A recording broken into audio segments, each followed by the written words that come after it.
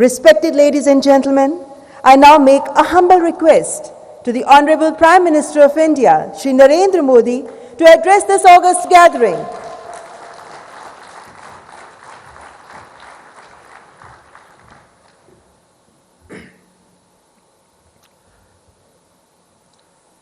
नमस्कार। G20 parliamentary speaker summit में मैं आप सभी का 140 करोड़ भारतवासियों की ओर से हार्दिक स्वागत करता हूं। ये समिट एक प्रकार से दुनिया भर की अलग अलग पार्लियामेंट्री प्रैक्टिसेस का महाकुंभ है। आप सभी डेलीगेट्स अलग अलग पार्लियामेंट्स की कार्यशैली के अनुभवी हैं।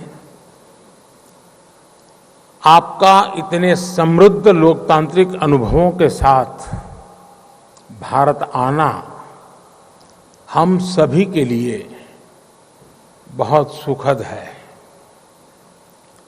फ्रेंड्स, भारत में ये फेस्टिव सीजन होता है।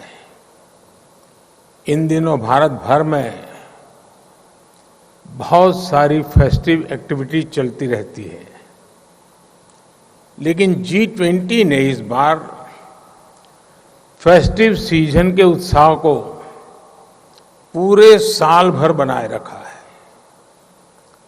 हमने पूरे साल G20 के डेलीगेट्स को भारत के अलग अलग शहरों में होस्ट किया। इससे उन शहरों में फेस्टिविटी का माहौल बना रहा। इसके बाद भारत ने मून पर लैंड किया। इसने पूरे देश में सेलिब्रेशन को और बढ़ा दिया।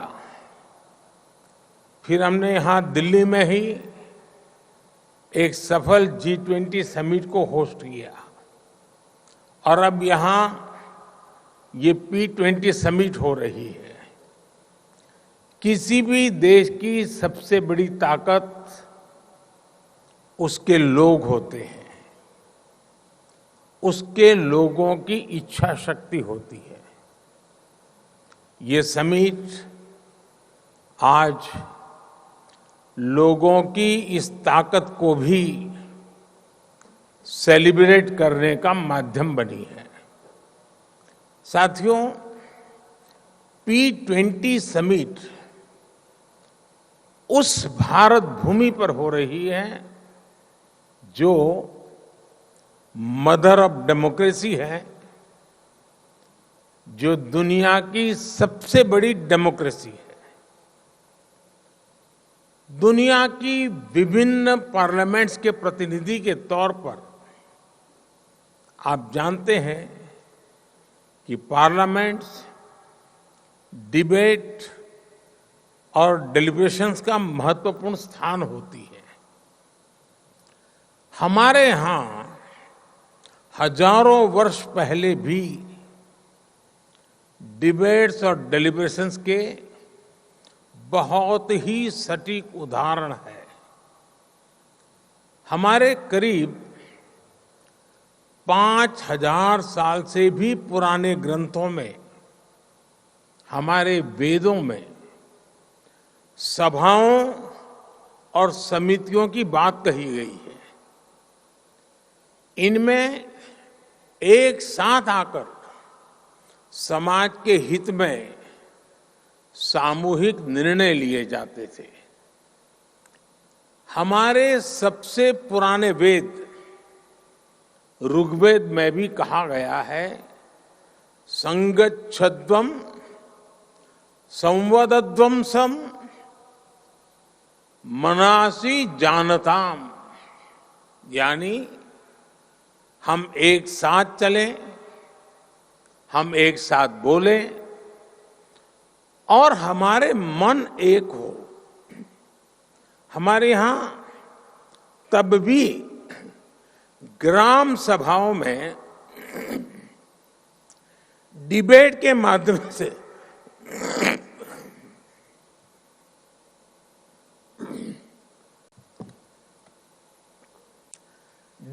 माध्यम से गांवों से जुड़े फैसले होते थे।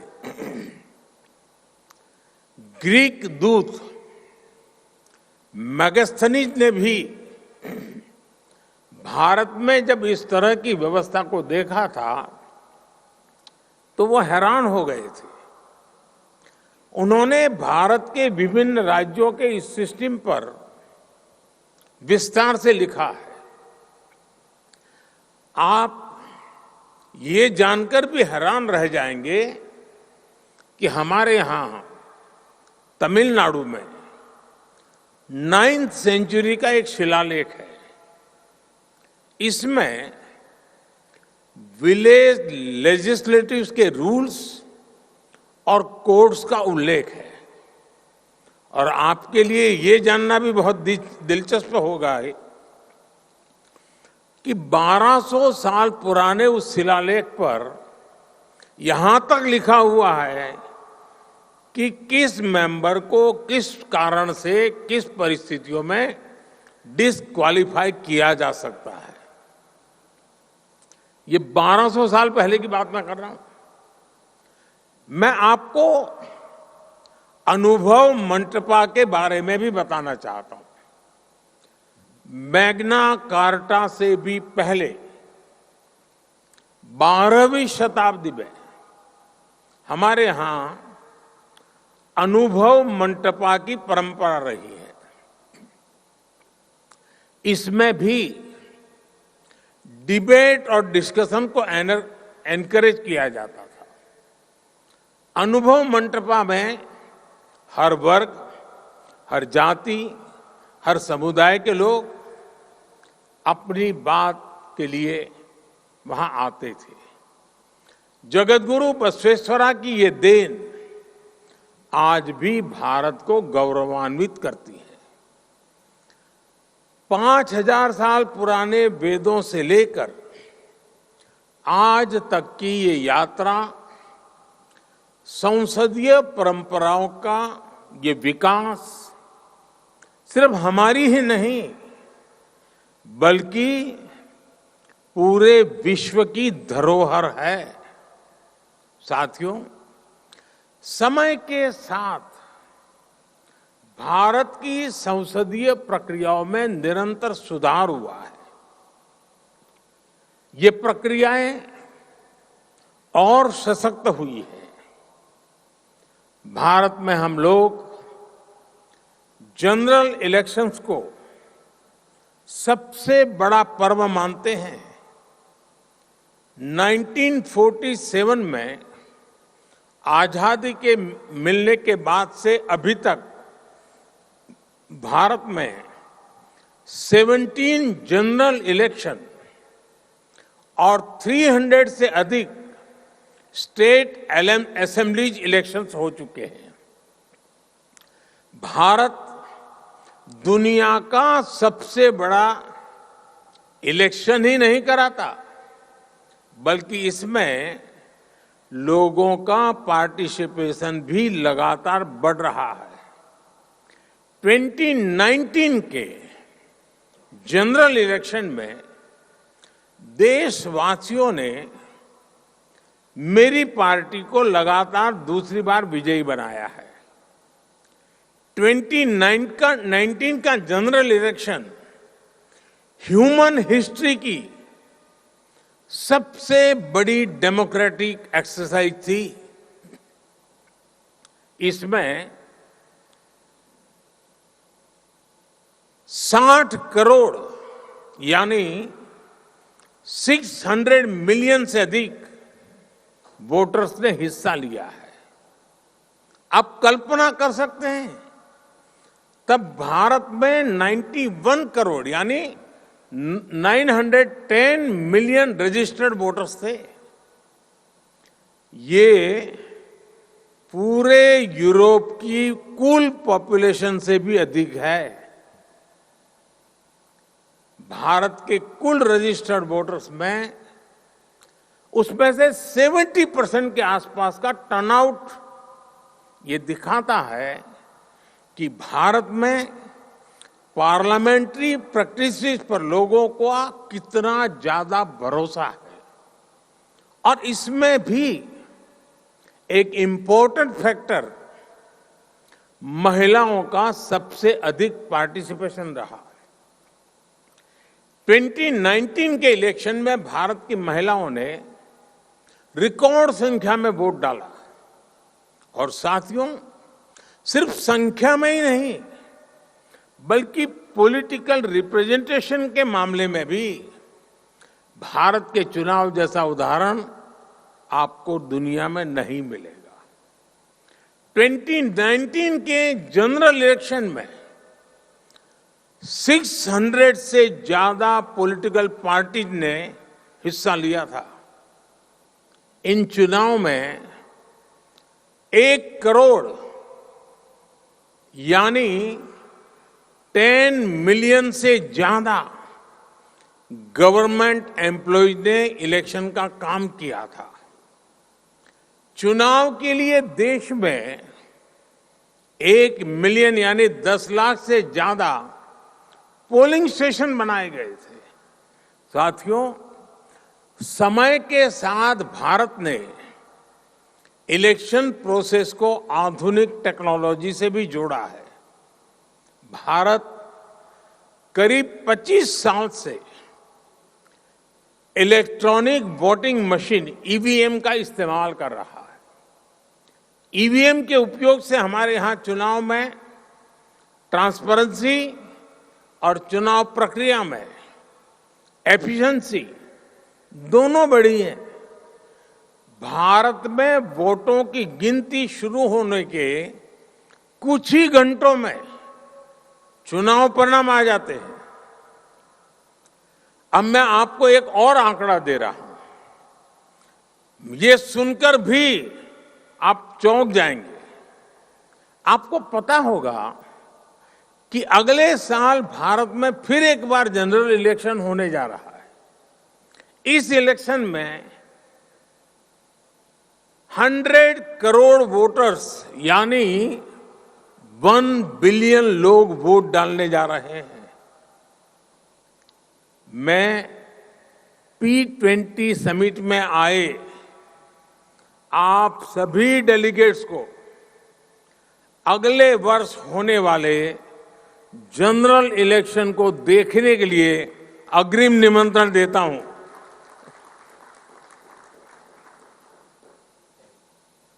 भारत को आपको एक बार फिर होस्ट करने में बहुत खुशी होगी। साथियों, कुछ दिनों पहले ही भारत की पार्लियामेंट ने एक बहुत बड़ा निर्णय लिया है, जिसमें मैं आपको आगे अवगत कराना चाहता हूं। भारत ने अपनी पार्लियामेंट और स्टेट लेजिस्लेटिव असेंबलीज में महिलाओं को 33% रिजर्वेशन देने का निर्णय लिया है। भारत में लोकल सेल्फ गवर्नेंस इंस्टीट्यूशंस में करीब 32 लाख यानी 3 मिलियन से अधिक इलेक्टेड रिप्रेजेंटेटिव्स हैं। इनमें से करीब 50% विमेन रिप्रेजेंटेटिव्स हैं। भारत आज हर सेक्टर में विमेन पार्टिसिपेशन को बढ़ावा दे रहा है। हमारी संसद द्वारा लिया गया हाल का फैसला हमारी संसदीय परंपरा को और समृद्ध करेगा। फ्रेंड्स, भारत की संसदीय परंपराओं पर देशवासियों के अटूट विश्वास की एक और बड़ी वजह है जिसे आपको जानना और समझना बहुत अहम है। ये शक्ति है हमारी विविधता, हमारी विशालता, हमारी वाइब्रेंसी। हमारे यहां हर आस्था के लोग हैं। सैकड़ों तरह का खान पान, सैकड़ों तरह का रहन सहन हमारी पहचान है। भारत में सैकड़ों भाषाएं बोली जाती हैं। हमारे यहां सैकड़ों बोलियां हैं। लोगों तक पल पल की सूचनाएं पहुंचाने के लिए 28 लैंग्वेजेस में 900 से ज्यादा टीवी चैनल्स भारत में है एंड 24/7 है। करीब 200 लैंग्वेजेस में हमारे यहां 33,000 से ज्यादा अलग अलग न्यूज़पेपर्स पब्लिश होते हैं। हमारे यहां सोशल मीडिया के अलग अलग प्लेटफॉर्म्स पर लगभग 3 बिलियन यूजर्स हैं। इससे पता चलता है कि भारत में इंफॉर्मेशन का फ्लो और फ्रीडम ऑफ स्पीच, उसका लेवल कितना विराट है, कितना सशक्त है। 21वीं सदी की इस दुनिया में भारत की ये वाइब्रेंसी, विविधता में एकता हमारी बहुत बड़ी शक्ति है। ये वाइब्रेंसी हमें हर चुनौती से लड़ने की, हर मुश्किल का मिलकर समाधान करने की प्रेरणा देती है। फ्रेंड्स, दुनिया के अलग कोनों में जो कुछ भी घट रहा है उससे आज कोई भी अछूता नहीं है। कॉन्फ्लिक्ट्स और कन्फ्रंट्रेशन से आज दुनिया संकटों से जूझ रही है। इन संकटों से भरी दुनिया किसी के भी हित में नहीं है। मानवता के सामने जो बड़ी चुनौतियां हैं, उनका समाधान एक बटी हुई दुनिया नहीं दे सकती। यह शांति और भाईचारे का समय है, साथ मिलकर चलने का समय है, साथ आगे बढ़ने का समय है। यह सबके विकास और कल्याण का समय है। हमें वैश्विक विश्वास के संकट को दूर करना होगा और मानव केंद्रित सोच पर आगे बढ़ना होगा। हमें विश्व को one earth, one family, one future की भावना से देखना होगा। दुनिया से जुड़े फैसले लेने में भागीदारी जितनी अधिक होगी, उतना ही बड़ा इम्पैक्ट होगा। इसी भाव के साथ भारत ने अफ्रीकन यूनियन को G20 का परमानेंट मेंबर बनाने का प्रस्ताव रखा। मुझे खुशी है कि सभी सदस्य देशों ने इसे स्वीकार किया। इस फोरम पर भी पैन अफ्रीका पार्लियामेंट की पार्टिसिपेशन को देखकर मुझे बहुत खुशी हो रही है। साथियों, मुझे बताया गया है कि हमारे स्पीकर ओम बिड़ला जी आपको भारत के नए संसद भवन में भी आज शाम को ले जाने वाले हैं। वहां आप पूज्य महात्मा गांधी को श्रद्धांजलि भी देने वाले हैं। जैसा कि आप जानते हैं कि भारत दशकों से क्रॉस बॉर्डर टेररिज्म का सामना कर रहा है। आतंकवादियों ने भारत में हजारों निर्दोषों की जान ली है। संसद के नए भवन के पास ही आपको भारत की पुरानी संसद भी दिखाई देगी। करीब 20 साल पहले आतंकवादियों ने हमारी संसद को भी निशाना बनाया था और आप जानकर चौंक जाएंगे कि उस समय संसद का सत्र चल रहा था।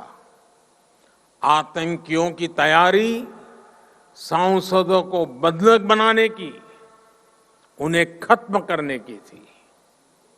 भारत ऐसी अनेकों आतंकी वारदातों से निपटते हुए आज यहां पहुंचा है।